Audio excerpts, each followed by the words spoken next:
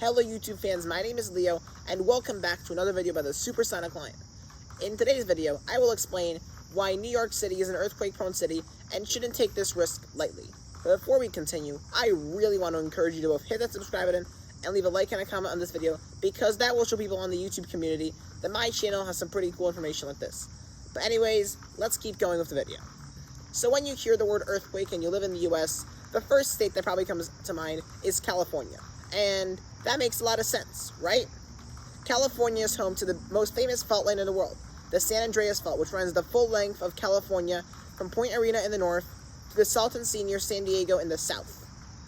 In 1906, this fault line produced the most deadly and costliest earthquake in US history in San Francisco, killing 3,000 people and destroying over 80% of the city, which is deadly, alright.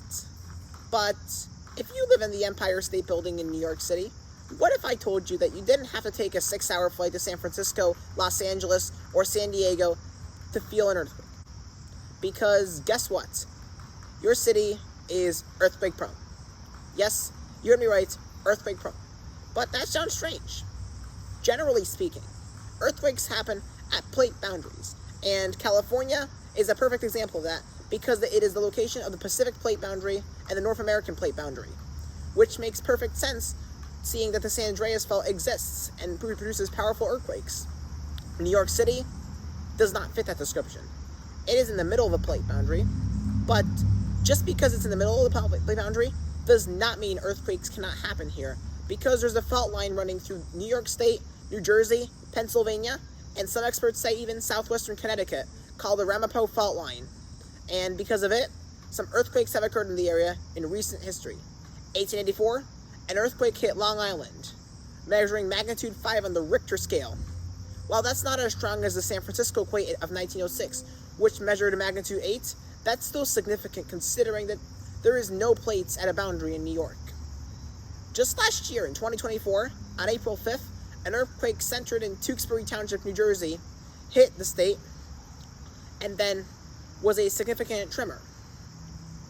So that's why scientists are more and more seeing that New Jersey is in danger of earthquakes, just like New York.